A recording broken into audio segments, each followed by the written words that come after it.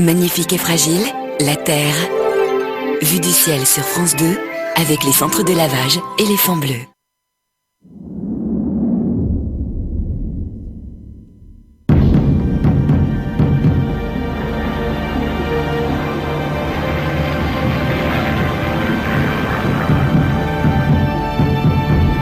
Vue du ciel, l'eau n'appartient à personne. Elle est à tout ce qui vit.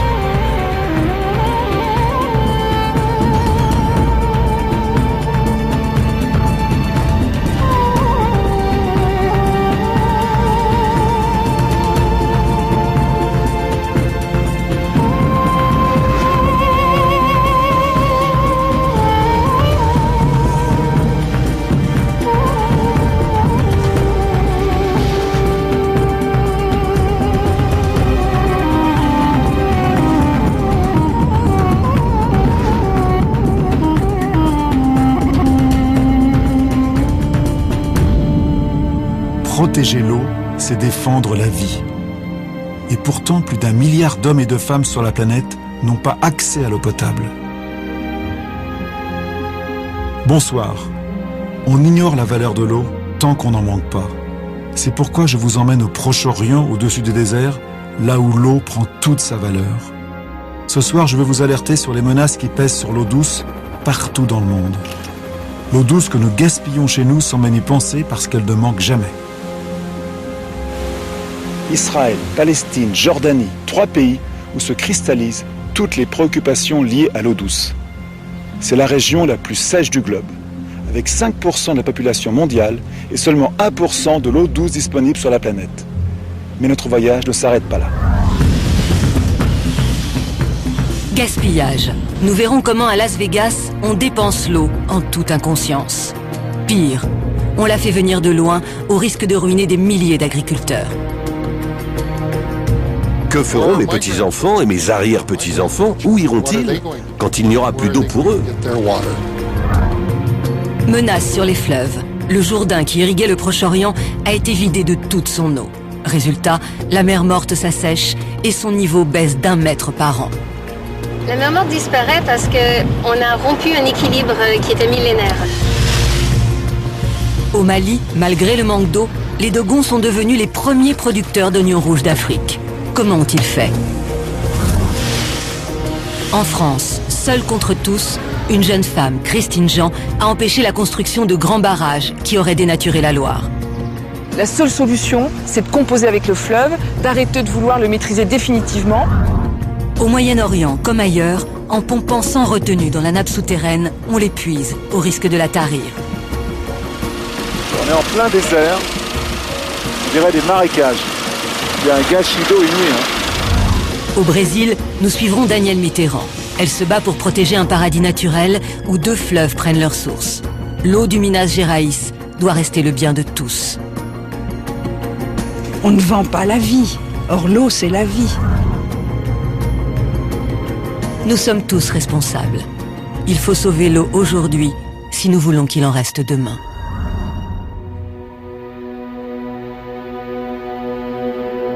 Savez-vous que seulement 0,3% de toute l'eau douce de la planète est disponible pour l'homme? Oui, j'ai bien dit seulement 0,3%. Le reste, ce sont des nappes souterraines et les glaces des pôles qui sont inaccessibles.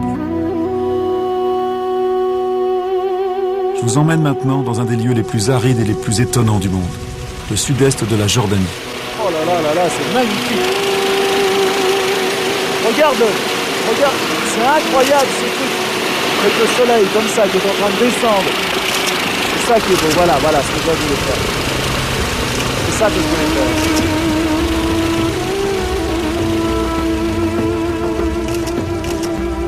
faire. Et là, au milieu du désert, je découvre un spectacle incroyable.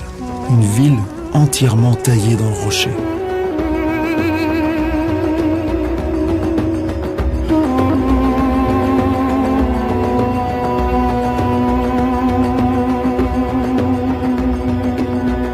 Nous sommes en Jordanie et voici Petra.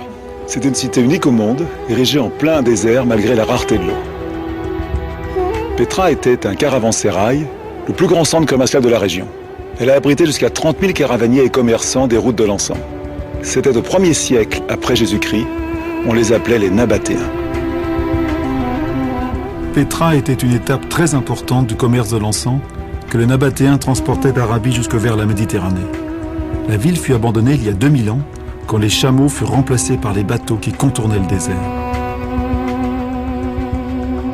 À Pétra, il ne pleuvait en moyenne que 9 jours par an. Pour recueillir l'eau, les Nabatéens avaient construit des kilomètres de rigoles et de grandes citernes creusées dans la pierre. Et plus que tout, les Nabatéens avaient le sens de l'économie de l'eau. À Pétra, je retrouve un homme pour qui j'ai beaucoup d'admiration. Riccardo Petrella, un économiste italien qui milite pour que l'eau ne soit pas une marchandise. Alors ici, les Nabatéens ont vécu pratiquement sans eau. Est-ce que vous pensez qu'on a des leçons à apprendre d'eux? Moi, je pense qu'on peut apprendre beaucoup de leçons. La première, c'est qu'un peuple peut vivre avec peu d'eau s'il fait un usage collectivement, un usage raisonnable, un usage parcimonieux et un usage également solidaire. Ça, c'est fondamental. Si on fait ça, je crois que le reste, ça va tout seul. Est-ce qu'il est vrai que tous les jours, il y a des gens qui meurent parce que l'eau est insalubre? C'est ça le scandale d'aujourd'hui. Le scandale de l'eau, c'est que malgré nous ayons la possibilité de permettre à tout le monde d'avoir accès à l'eau, eh bien il y a encore 4500 enfants qui meurent chaque jour à cause de maladies dues à l'absence d'eau potable et à l'absence de services sanitaires. Et moi, je trouve que c'est le scandale le plus significatif de notre société actuelle. Défendre le droit à l'eau, c'est défendre le droit à la vie. C'est pour cette raison que Riccardo Petrella milite au plan international afin que le droit à l'eau soit inscrit dans la Charte des droits de l'homme. Ce qui rend la tâche très difficile, c'est que l'eau est inégalement répartie sur la planète. Il y a à peu près 150 à 200 millions de personnes sur la surface terrestre qui ont effectivement ce problème par un fait objectif d'absence d'eau. Mais on constate que même dans les déserts les plus profonds, le riche a toujours accès à l'eau. Donc c'est la responsabilité de l'homme qui est engagée. On arrive à dire que finalement la solution au problème, c'est votre pouvoir d'achat. Aujourd'hui, l'eau est devenue une marchandise. Et la vie doit être gratuite. Et l'eau qui est la vie, l'eau pour la vie, pas l'eau pour la douche, l'eau pour la piscine, l'eau pour la vie doit être l'expression de la gratuité de la vie.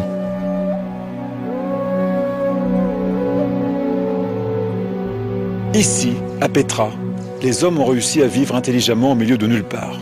Aujourd'hui encore, notre civilisation essaye de dompter le désert. À Las Vegas, dans le pays le plus riche du monde, on dépense l'eau sans compter.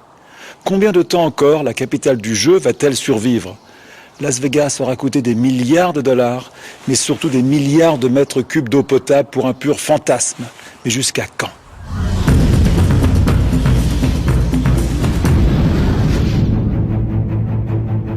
Nous sommes dans le désert de Mojave, au sud du Nevada, l'état le plus sec des États-Unis. Ici, il pleut en moyenne 200 mm d'eau par an, 3 fois moins qu'à Paris. En permanence, le soleil fait régner une chaleur accablante. C'est dans ce décor que se trouve l'une des cités les plus impressionnantes au monde, Las Vegas.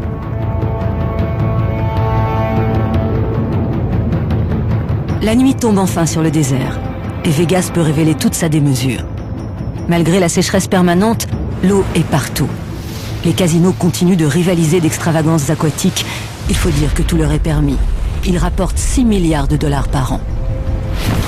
Résultat, la consommation en eau de Las Vegas est 2 fois supérieure à la moyenne des États-Unis, soit plus de 1000 litres par jour et par personne. C'est 4 fois plus qu'en France. Rien ne semble étancher la soif de Sin City. Pat Mulroy est la femme la plus puissante du Nevada. Elle est chargée d'approvisionner en eau Las Vegas et sa région, coûte que coûte. Quand je me lève le matin, je sais qu'il y aura de l'eau pour tout le monde ce jour-là. Ce qui me préoccupe, c'est ce qui va se passer dans 5, 30, 40 ou même 50 ans. C'est notre plus grande angoisse. Quand vous habitez la ville la plus aride des États-Unis, Vous ne pouvez pas vous réveiller un matin et qu'il n'y ait plus d'eau. Le problème, c'est que Las Vegas manquera bientôt d'eau. La ville connaît la croissance la plus rapide des États-Unis. Une population de plus d'1,5 million d'habitants qui devrait doubler en 10 ans.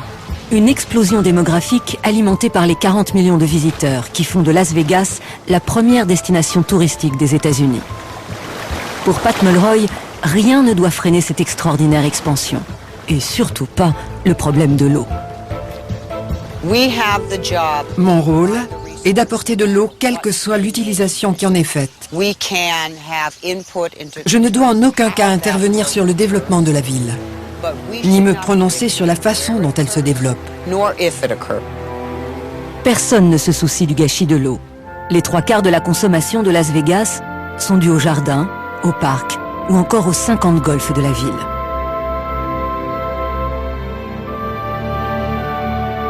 Cela ne fait qu'aggraver le plus gros handicap de Las Vegas, sa dépendance à 88% de l'eau du Colorado. La principale source d'approvisionnement en eau de la ville est le lac Mead, un lac artificiel, le plus grand réservoir des États-Unis. En tout, 7 États de l'Ouest américain pompent leur eau dans le lac Mead, selon un partage décidé il y a plusieurs années, bien avant la sécheresse prolongée qui frappe toute la région.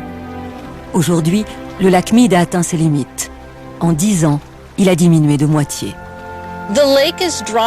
Le niveau du lac baisse, car les 7 États signataires pompent le maximum d'eau auquel ils ont droit. Ils prennent plus d'eau que la rivière Colorado peut en fournir. Ce n'était pas le cas avant. Souvent, les hommes d'affaires pensent qu'ils peuvent asservir les choses à leur façon.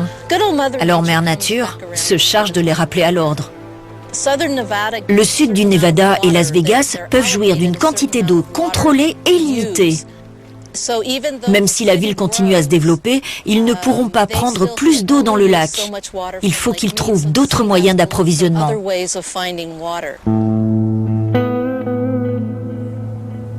La seule solution trouvée par Las Vegas est d'aller chercher l'eau là où elle est, à 500 km de la ville, à l'est du Nevada. Les autorités prévoient de construire un aqueduc géant pour capter l'eau de cette magnifique vallée. Mais pour le leader de l'opposition à l'aqueduc, Dave Tilford, c'est toute la biodiversité de la région qui pourrait être remise en cause. Cette eau est utilisée par les animaux sauvages pour se désaltérer, mais aussi par le bétail qui vient paître dans la région. Toute cette plaine verdoyante sert également de pâturage à toute la faune sauvage. C'est cette eau-là qui les intéresse. Une eau qui sort tout droit d'une nappe phréatique dont nul ne connaît la capacité ni combien de temps elle durera. Cet aqueduc sera si énorme qu'un homme pourra s'y tenir debout à l'intérieur et marcher jusqu'à Las Vegas. Ce projet devrait coûter environ 2 milliards de dollars. Ça représente une belle somme. Mais si l'on considère ce que rapporte le tourisme à Las Vegas, c'est un investissement rentable, jusqu'au dernier centime.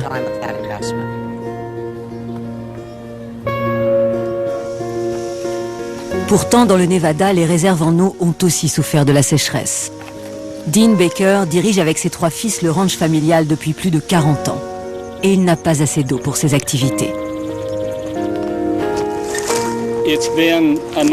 Ça fait des années qu'il n'y a pas eu d'eau dans les abreuvoirs.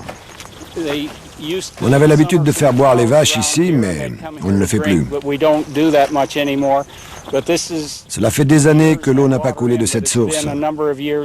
On peut regarder à l'intérieur. L'eau n'arrête pas de baisser.